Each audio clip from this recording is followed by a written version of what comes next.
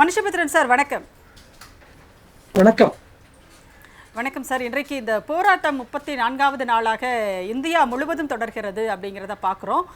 இதில் குறிப்பாக நீட் தேர்வையே ரத்து செய்யணும், அந்த நீட் தேர்வு முறை அப்படிங்கிறதே இன்றைக்கு தோல்வியடைந்த ஒன்றாக இருக்கிறது. அதனால் அது தேவையே இல்லை அப்படிங்கிற ஒரு உறுதியான நிலைப்பாட்டில் இப்பொழுதும் தொடர்ந்து குரல் கொடுத்து கொண்டிருக்கிறார் திமுகவினுடைய தலைவர் மு க ஸ்டாலின் அவர்கள் அப்படிங்கிறத பார்க்குறோம். இன்னொரு பக்கம் தர்மேந்திர பிரதானை காப்பாற்றுவதற்காக மோடி அவர்கள் விரைவு நீதிமன்றங்கள் அமைப்போம், இளைஞர்களின் நலனே எங்களுக்கு மிகவும் முக்கியம் அப்படிலாம் அவர் பேச தொடங்கி இருக்கிறார். இந்த ரெண்டு விஷயங்களை பற்றி உங்களுடைய பார்வையை பதிவு பண்ணுங்க. இன்றைக்கு திராவிட முன்னேற்ற கழக தலைவர் அவர்கள் ஹிந்து நாளிதழில் நீட்டில் இருக்கக்கூடிய பல்வேறு விதமான பிரச்சனைகளையும் திராவிட முன்னேற்ற கழகம் அதை ஏன் தொடர்ந்து எதிர்க்கிறது என்பதையும் மிக திட்ட தெளிவாக திமுகவினுடைய நிலைப்பாடு என்ன என்பதை தன்னுடைய அந்த கட்டுரையிலே திமுக தலைவர் அவர்கள் தெளிவாக முன்வைக்கிறார். அதாவது நீட் பற்றிய ஒரு எந்த சமரசமும் அற்ற ஒரு நிலைப்பாடு திமுகவினுடையது என்பது மட்டுமல்ல, இது அறிமுகப்படுத்தப்பட்ட நாளிலிருந்து திமுக இதை எவ்வளவு கடுமையாக எதிர்த்து வந்திருக்கிறது என்பதையும் அதிலே திமுக தலைவர் அவர்கள் குறிப்பிடுகிறார். இதிலே மிக முக்கியமாக சொல்லக்கூடிய ஒரு விஷயம் என்னவென்று சொன்னால், இந்த நீட் தேர்வில் இன்னைக்கு நடந்து கொண்டிருக்கக்கூடிய இந்த போராட்டம் ஒரு சிறு பொறி இன்றைக்கு ஒரு பெரும் நெருப்பாக மாறியிருப்பதை நாம் பார்க்கிறோம். டெல்லியில் காக்ரோச் பார்ட்டி அவர்கள் தான் இந்த போராட்டத்தை ஆரம்பித்தார்கள். ஆனால் இந்த போராட்டம் இப்பொழுது பல கட்சிகளைச் சேர்ந்தவர்கள், கட்சி சாராதவர்கள் மற்றும் கல்லூரி மாணவர்கள் என எல்லா தரப்பினரிடையும் இது ஒரு மிகப்பெரிய ஒரு விவாத பொருளாக மாறியிருக்கிறது. 10 ஆண்டுகளுக்கு முன்பு நீட் தொடர்பாக இவ்வளவு பெரிய ஒரு எதிர்ப்பு போராட்டம் டெல்லியில் நடக்கும், நாடு முழுக்க நடக்கும் என்று சொல்லியிருந்தால் யாரும் அதை நம்பி இருக்க மாட்டார்கள். ஆனால் அன்றைக்கு திமுக மட்டும்தான் போராடி கொண்டிருந்தது, தமிழ்நாடு மட்டும்தான் போராடி கொண்டிருந்தது. அதாவது வரப்போகிற தீமையை திமுக தான் முன்கூட்டியே முன்னறிந்து கொண்டு இந்த போராட்டத்தை முன்னெடுத்தது. இந்த நீட்டு தொடர்பாக இருக்கக்கூடிய விஷயங்களில் நுழைவுத் தேர்வு என்பது பிற்படுத்தப்பட்ட ஒடுக்கப்பட்ட சமூகத்தைச் சேர்ந்த மாணவர்களுக்கு எதிரானது, அரசு பள்ளி மாணவர்களுக்கு எதிரானது, அதே போல வறுமையில் இருக்கக்கூடிய பின்புலத்தை கொண்ட மாணவர்களுக்கு எதிரானது என்பதில் திராவிட முன்னேற்ற கழகம் திட்ட தெளிவாக இருந்தது. ஏனென்று கேட்டால் கோச்சிங் சென்டர் பிசினஸ், அதை இன்றைக்கு திமுக தலைவர் அவர்கள் மிக தெளிவாக தன்னுடைய அந்த இதிலே குறிப்பிடுகிறார், கட்டுரையில் குறிப்பிடுகிறார். அதிலே இது ஒரு மிகப்பெரிய வணிகம், இந்த வணிகத்திற்குள் வர முடியாதவர்கள் புறந்தள்ளப்படுவார்கள் என்கிற ஒரு நிலையில் தான் திமுக இந்த எதிர்ப்பு நிலைப்பாட்டை எடுத்தது. ஆனால் திமுகவினுடைய அத்தனை குரலையும் புறக்கணித்தது ஒன்றிய அரசு. அப்படி புறக்கணித்ததற்கான விலையை இப்பொழுது அவர்கள் கொடுக்க போகிறார்கள். ஏனென்று கேட்டால் வட மாநிலங்களைச் சேர்ந்தவர்கள் நீட் தேர்வை நம்பினார்கள். ஆனால் நீட் தேர்வில் மோசடி என்பதை விட நீட் தேர்வே மோசடி என்பதுதான் திராவிட முன்னேற்ற கழகத்தினுடைய ஒரு நிலைப்பாடு. சமூக நீதிக்கு எதிரானது என்பதுதான் திராவிட முன்னேற்ற கழகத்தின் நிலைப்பாடு. ஆனால் வட மாநிலங்களில் தொடர்ந்து நீட் தேர்வு அதாவது நீட் மட்டுமல்ல, எல்லா விதமான நுழைவுத் தேர்வுகளுக்குமே திமுக எதிர்த்து வந்திருக்கிறது. இது எம்ஜிஆர் அவர்கள் நுழைவுத் தேர்வை கொண்டு வந்த போதே கலைஞர் அன்றைக்கு மிக கடுமையாக அதை எதிர்த்தார் என்பது நமக்கு நன்றாக தெரியும். அப்படிப்பட்ட நிலையில் திமுகவினுடைய அடிப்படை கொள்கை அதுதான். ஆனால் வட மாநிலங்களை பொறுத்த வரைக்கும் அவர்கள் இந்த வினாத்தால் கசிவு என்பதிலிருந்துதான் இந்த பிரச்சனை. அதாவது சிலர் ரொம்ப கஷ்டப்பட்டு போராடி சின்ன வயசுல இருந்தே அதுக்கு ப்ரிப்பேர் ஆகி ஒரு எக்ஸாமுக்கு ப்ரிப்பேர் ஆகுறாங்க. யாரோ சிலர் வசதி படைத்தவர்கள் அவர்கள் பணத்தை கொடுத்து அந்த வினாத்தாள்களை வாங்கி சுலபமாக வெற்றி பெறுகிறார்கள் என்பது அங்கிருந்த இளைஞர்களை கொதிப்படைய. இதை நீங்க நீட்டுக்கு எதிரான இந்த போராட்டத்தை நீங்கள் ஒரு குறியீடாக மட்டும்தான் எடுத்துக்கொள்ள வேண்டும். என்றால் இப்ப இத்தனை லட்சம் மாணவர்கள் போராடுறாங்க, எல்லாரும் நீட்டுக்காக மட்டும் போராடுறாங்க. இது பாத்தீங்கன்னா ஒரு பொறி, ஒரு திறப்பு. இவ்வளவு அந்த இளைஞர்களுடைய கோபம், அந்த இளைஞர்களுடைய அந்த போர்க்குணம், இது எல்லாத்தையும் நம்ம காணொலிகள்ல தொடர்ந்து பார்த்துக்கிட்டே இருக்கோம். எங்கிருந்து இந்த கோபம் வருகிறது? இதுதான் நாம் மிக மிக முக்கியமாக பார்க்க வேண்டிய விஷயம். இது வெறுமனே நீட் பிரச்சனையாக மட்டும் நாம் பார்த்துவிட முடியாது. அப்படி என்றால் இந்த கோபம் என்பது இன்றைக்கு வேலையில்லா திண்டாட்டம், எதிர்காலத்தின் மீது நம்பிக்கை, விலைவாசி உயர்வு, இப்படி பல விஷயங்கள். கடந்த 12 ஆண்டு கால ஆட்சியில் மோடி அவர்கள் இந்த நாட்டை மிக மிக பின்தங்கிய நிலைக்கு கொண்டு சென்றார்கள். எந்த வேலை வாய்ப்பும் உருவாகவில்லை. அதே போல படிப்பிற்கும் வேலைக்கும் தொடர்பில்லை, கொடுத்த வாக்குறுதிகள் எதையுமே நிறைவேற்றவில்லை, இளைஞர்களுடைய எதிர்காலத்தை பற்றி இந்த அரசு எந்த கவலையும் படவில்லை என்பதனுடைய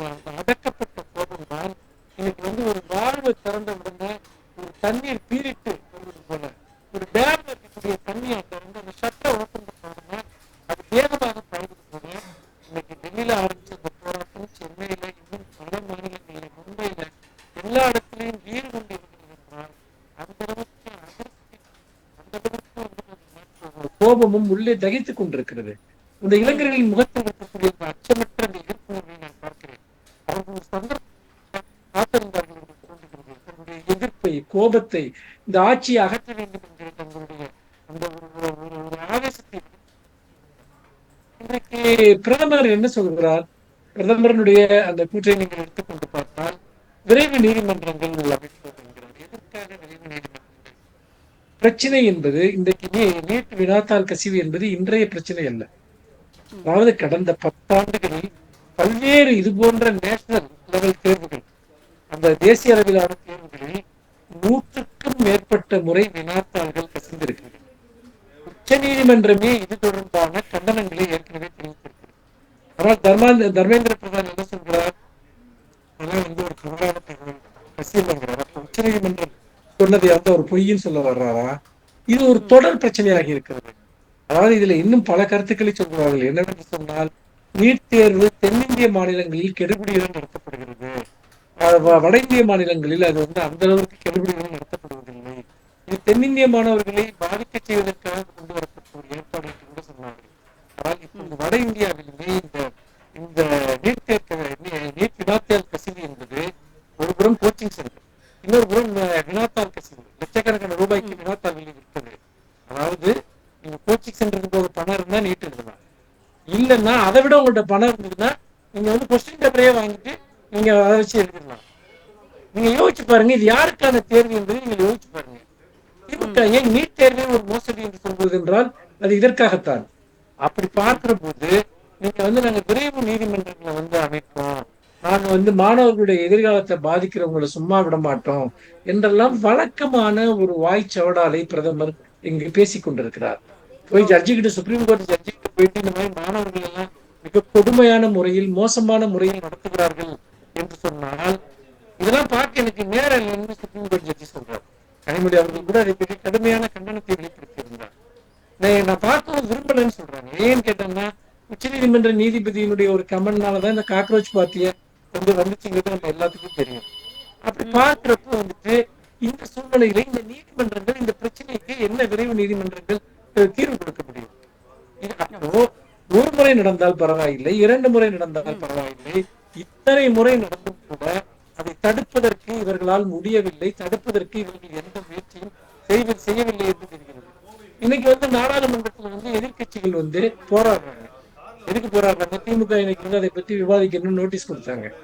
ஆனா இந்த போராட்டம்ங்கிறது 2, 1 நீட் ஒழிக்கப்படணுங்கிறது திமுகவுடைய ஒரு நிலைப்பாடு. இன்னொரு மிகப்பெரிய போராட்டம் என்னன்னா, அங்க இருக்கக்கூடிய கட்சிகள், எதிர்கட்சிகள் இந்த மாணவர்கள் மிக மோசமாக நடத்தப்பட்ட, மிக கொடூரமாக நடத்தப்பட்ட விஷயத்திற்கு எதிராக அங்கே இந்த எதிர்கட்சிகள் குரல் எழுப்பிக் கொண்டிருக்கின்றன. மாணவர்களை இந்த அரசு வந்து மிக மோசமாக நடத்தி கொண்டிருக்கிறது என்று. ஆனால் என்ன ஒரு அடிப்படையான விஷயம் பாருங்கள், இதற்கு பதிலாக என்ன சொல்கிறார்கள்? ஜே.பி. நட்டா என்ன சொல்றாரு? நாங்க இதுக்கு 12 மணி நேரம் கூட விவாதிக்கிறோம், 18 மணி நேரம் கூட விவாதிக்கிறோம் என்று சொல்கிறார். எப்போது சொல்கிறார்? வெளியே மாணவர்களை மிக மோசமாக, கொடூரமாக, இன்னும் சொல்ல போனால் அந்த பெல்ட் குண்டு மூலமாகவே எல்லாம் வந்து அவர்களை தாக்கி அவர்களை மிக மோசமாக நடத்தி கொண்டே பேச்சுவார்த்தையை நாங்கள் வந்து நாடாளுமன்றத்தில் பேசுவோம் என்கிறார். இந்த பேச்சுக்கு என்ன பொருள் இருக்குது? இதுதான் நீங்க அடிப்படையான கேள்வி. அதுக்கு பதிலாக இன்னொன்னு என்ன பண்றாங்கன்னு கேட்டீங்கன்னா, எதிர்கட்சிகள் போராடினா அந்த பக்கம் பாஜக எம்எல்ஏக்கள் வந்து பாத்தீங்கன்னா இவங்களுக்கு எதிராக போராட வைக்கிறாங்க. அங்கே வெளியே போராடுறவங்களுக்கு எதிராக போலீஸை விட்டு அட்டாக் பண்றாங்க. இங்க நாடாளுமன்ற வளாகத்துல வந்து போராடுறவங்களுக்கு எதிராக என்ன பண்றாங்க? அவங்க எம்பிக்களை விட்டு வந்து பாத்தீங்கன்னா அதுக்கு எதிர் போராட்டத்தை நடத்துறாங்க. இந்த அரசிற்கு இந்த பிரச்சனையில் நியாயமான எந்த தீர்வும் காண்பதற்கு எந்த விருப்பமும் இல்லை என்பதைத்தான் இது எல்லாமே காட்டுகிறது. கண்டிப்பா சார். இன்னொரு பக்கம் மாணவர்கள் வைக்கின்ற கோரிக்கைகள்ல மிக எளிதாக உடனடியாக ஒன்றிய அரசால், பிரதமர் மோடியால் நிறைவேற்றக்கூடிய ஒன்று அப்படிங்கிறது அமைச்சர் தர்மேந்திர பிரதானை வந்து ராஜினாமா செய்ய சொல்றது அப்படிங்கிறது. ஆனால் அதை கூட இன்னும் வந்து அவங்க கன்சிடர் பண்ணவே இல்லை. அது குறித்து எந்த ஒரு வாக்குறுதியுமே பிரதமர் கொடுக்கல அப்படிங்கிறத எப்படி பார்க்குறேன்? அதாவது இந்த அரசு எப்போதுமே தன்னுடைய தோல்வியை ஒருபோதும் ஒத்துக்கொண்டது கிடையாது. மாறாக என்ன, இப்போ வந்து பாத்தீங்கன்னா இந்த தொகுதி மறுவரை பில் எடுத்துக்கோங்க, அது எதிர்கட்சிகளால் தோற்கடிக்கப்பட்ட பிறகுதான் அதை அவர்களால் வந்து நிறைவேற்ற முடியாமல் போனது. மற்றபடி நீங்கள் எந்த சட்டமாக அல்லது இந்த உச்ச நீதிமன்றம் எதையாவது கண்டித்தால் அதை செயல்படுத்துவதை சற்று தாமதப்படுத்துவார்கள்.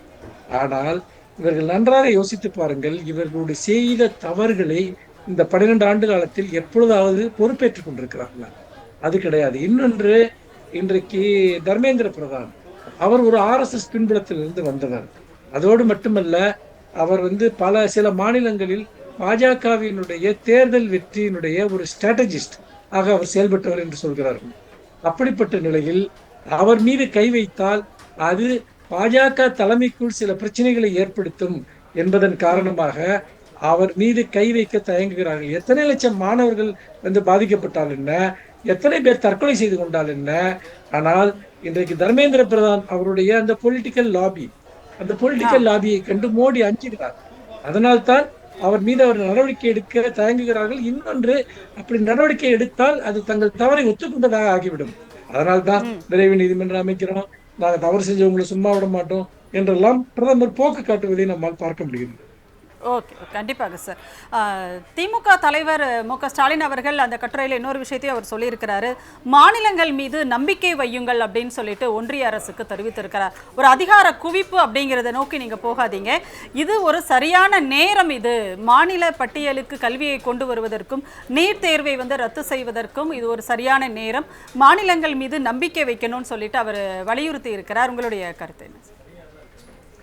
அதாவது திமுக தலைவர் மட்டும்தான் இந்த பிரச்சனையினுடைய ஆதாரமான அந்த வேரை சுட்டிக்காட்டி பேசுகிறார். மாநிலங்களில் உடைய கல்வி என்பது மாநிலங்களின் உரிமையாக இருக்க வேண்டும், தமக்கான தேர்வு முறைகளை மாநிலங்கள் உருவாக்கி கொள்ள வேண்டும். இன்னொன்று, இப்பொழுது ஒத்திசைவு பட்டியலில் இருக்கிற போது கூட மாநிலங்களுக்கென்று சில அதிகாரங்கள் இருக்கின்றன, உரிமைகள் இருக்கின்றன. ஆனால் அது எல்லாவற்றையுமே இவர்கள் படிப்படியாக பறித்து தேர்வுகள் நடத்துவது மற்றும் பாடத்திட்டங்களை வகுப்பது என எல்லாவற்றிலுமே தங்களுடைய எதேச்சதிகாரத்தை இவர்கள் இன்றைக்கு நிலைநிறுத்திக் கொண்டிருக்கிறார்கள் என்பதை நாம் பார்க்க முடிகிறது. இவர்கள் மாநிலங்களே இருக்கக்கூடாது என்று நினைக்கிறார்கள். மாநிலங்களுக்கு என்று எந்த பிரத்யேகமான அதிகாரங்களும் இருக்கக்கூடாது. ஒரே நாடு, ஒரே மொழி, ஒரே மதம், ஒரே பண்பாடு என்றெல்லாம் RSS வைத்திருக்கக்கூடிய அஜெண்டாவை நிலைநிறுத்துவதற்காகத்தான் அவர்கள் கல்வியை முதல் ஆயுதமாக எடுக்கிறார்கள்.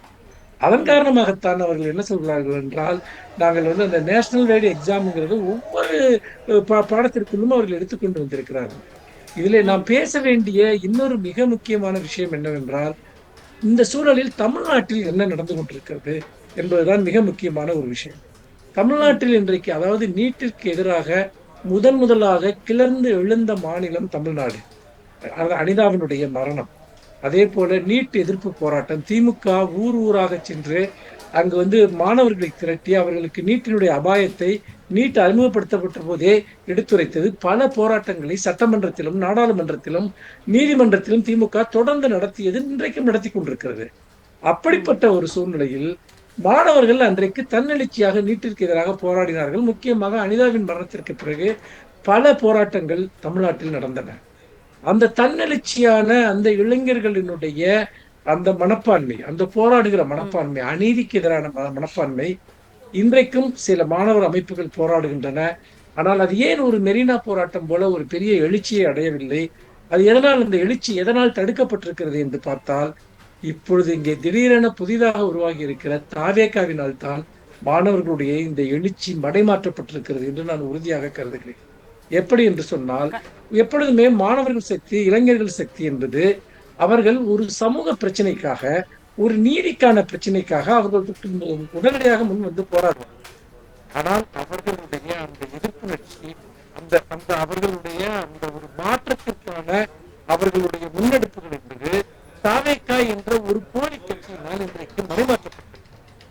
எப்படி நான் இதை குறிப்பிடுகிறேன் என்று சொன்னால், இன்றைக்கு வாக்களித்த பலரும், தாவேகாவுக்கு வாக்களித்த பலரும் இந்த பிரச்சனையில் என்ன நிலைப்பாட்டை எடுப்பது என்று தெரியாமல் தவிக்கிறார்கள், குழம்புகிறார்கள். அவர்கள் பலருக்கு தெரிகிறது, நான் நீட்டிற்கு எதிராக போராட வேண்டும் என்று.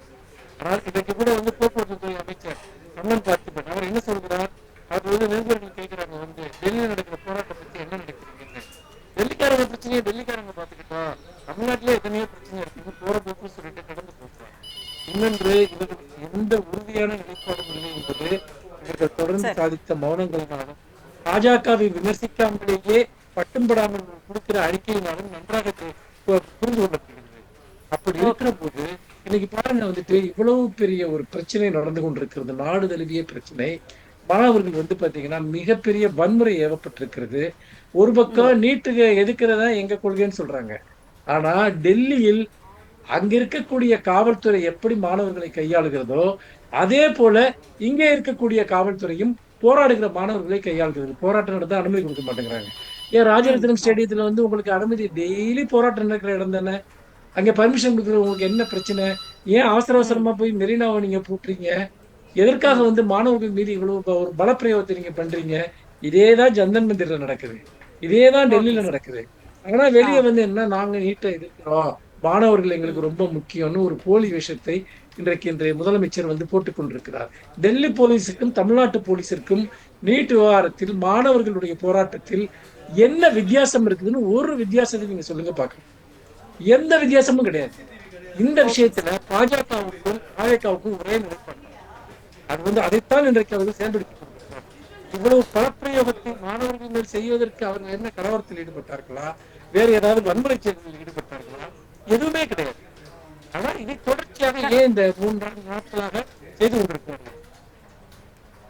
கண்டிப்பா சார். அதாவது பொதுவா திமுகவினர் தாவேகா அரசு என்பதோ தாவேகா கட்சி அப்படின்றதோ பாஜகவினுடைய பி டீம் தான், அப்படிதான் இவங்க இருக்காங்க செயல்படுறாங்கன்னு சொல்லும் போதெல்லாம் அவர்கள் கோபப்பட்டார்கள், எதிர்த்து பல அவதூறுகளை பரப்பினார்கள். ஆனால் இன்றைக்கு ஜந்தர் மந்தர்ல போராட்ட களத்தில் இருக்கிற ஒரு மாணவர் சொல்றாரு, தமிழ்நாட்டில் மாணவர்களை தாவேகா அரசு கையாளுகின்ற இந்த விதத்தை பார்க்கும் பொழுது பாஜகவினுடைய 2.0 தான் தாவேகா அப்படின்னு அந்த மாணவர் சொல்றார். இப்போ மாணவர்களே, இளைஞர்களே அந்த புரிதலுக்கு வந்துவிட்டார்கள் அப்படின்னு நம்ம பார்க்கலாமா?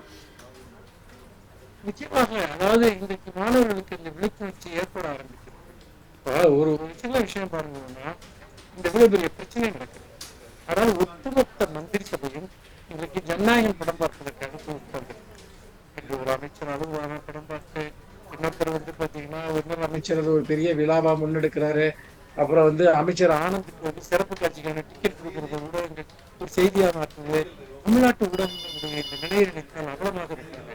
ஏன்னா பல போராட்டம் தமிழ்நாட்டு ஊடகங்கள் எப்படி சித்தரித்தன என்பது நமக்கு தெரியும். உதாரணமாக கூடங்குளம் அந்த அணுமின் நிலைய எதிர்ப்பு போராட்டம், அதே போல நீங்க ஜல்லிக்கட்டு போராட்டம், இதையெல்லாம் ஒரு மிகப்பெரிய அலையாக, வேற எந்த செய்தியுமே இருக்காது அதுல, அவ்வளவு பெரிய அலையாக நம்மளும் ஊடகவியலாளர்களாக அதை பற்றி மணிக்கணக்கில் அன்றைய நாட்களில் நாம் பேசி இருக்கிறோம். ஆனால் இன்றைக்கு பாருங்கள், ஒரு புறம் டெல்லியில் நடக்கிற போராட்டம், சென்னையில் நடக்கிற போராட்டம், மும்பையில் நடக்கிற போராட்டம் செய்தியாகும். ஒரு திரைப்படம், ஒரு முன்னாள் நடிகராக அவர் அப்படி நடித்து இப்போது வெளிவந்திருக்கக்கூடிய ஒரு திரைப்படம் வந்தால் அதனால நாட்டிற்கு என்ன பிரச்சனை? அது சினிமா பார்க்க போறவங்க சினிமா பார்க்க போவாங்க, அதுக்காக ஒரு கவர்மெண்ட்டுக்கு லீவ் விடுறாங்க. அப்ப பாத்தீங்கன்னா இன்னைக்கு தூத்துக்குடியில மீண்டும் ஒரு காவல் நிலைய ஒரு படுகொலை நடந்திருக்கிறது. ஒருவர் அடித்து கொல்லப்பட்டிருக்கிறார். உதயநிதி ஸ்டாலின் அவர்களுடைய அந்த எதிர்கட்சி தலைவரினுடைய அந்த மனம் கசிய செய்யக்கூடிய அறிக்கையை கூட இப்பொழுது நீங்கள் ஒளிபரப்பினீர்கள். அந்த அந்த மரணம் ஏற்பட்டவர் நன்றாக இருக்கக்கூடிய வீடியோவும் அவர் கொடுத்த மரண வாக்குமூலம், எப்படி கொடூரமாக தான் தாக்கப்பட்டேன் என்று கொடுத்த மரண வாக்குமூலம் எல்லாமே இன்றைக்கு பொதுவெளியில் இருக்கிறது. ஆனால் முதலமைச்சர் எங்கே இருக்கிறார் என்று தெரியவில்லை. திரைப்படத்தில் அவருடைய அமைச்சர்கள் எங்கே இருக்கிறார்கள் என்று தெரியவில்லை. எந்த கண்டனமும் கிடையாது, எந்த நடவடிக்கையும் கிடையாது. இன்றைக்கு கவர்மெண்ட் லீவுன்னு சொல்லுவாங்க. அதாவது நம்ம அரசாங்கத்தை எப்படின்னா, இன்னைக்கு கவர்மெண்ட் லீவும்பாங்க. அது என்னன்னா, அரசு ஏதாவது முக்கிய தினங்களுக்கு லீவு விடும். ஆனா கவர்மெண்ட்டுக்கே லீவு விடுறது இன்னைக்கு தான் நம்ம பார்க்கணும். கவர்மெண்ட்டுக்கே இன்னைக்கு லீவு, அமைச்சர்களுக்கு லீவு, எல்லாத்துக்கும் லீவு. அவங்க போய் பாத்தீங்கன்னா இந்த திரைப்படம் தொடர்பான செய்திகளை முன்னிலைப்படுத்துகிறார்கள். அப்படி என்று சொன்னால் மக்களுடைய கவனத்தை, இளைஞர்களுடைய கவனத்தை இந்த திரைப்படத்தின் மூலமாக அவர்கள் இந்த போராட்டத்திலிருந்து திசை திருப்புகிறார்கள் என்பதையும் பார்க்க முடிகிறது. இப்படிப்பட்ட ஒரு அவலமான நிலை, நீட்டிற்காக மிகப்பெரிய போராட்டங்களை நடத்திய அனிதா என்ற பெண்ணினுடைய அந்த மரணத்தில் இருந்துதான் நீட் என்கிற அந்த கொடூரம் உலகத்திற்கு தெரிய ஆரம்பித்தது. அந்த மாநிலம் இன்றைக்கு ஒரு சினிமா படத்தின் ஒரு வெளியீட்டையொட்டி பல இளைஞர்கள் அன்றைக்கு திசை திருப்பப்பட்டிருக்கிறார்கள். அதையும் மீறி இன்று பல இடங்களில் மாணவர்களுடைய போராட்டம் வெடித்திருப்பதை நாம் பார்க்கிறோம். தமிழ்நாடு மீண்டும் தன்னை தகவமைத்துக் கொள்ளும் என்று நான் உறுதியாக நம்புகிறேன். கண்டிப்பா சார். நன்றி. உங்களுடைய கருத்துக்களை எங்களோட பகிர்ந்துகிட்டதுக்கு மிக்க நன்றி மனுஷபுத்திரன் சார். வணக்கம்.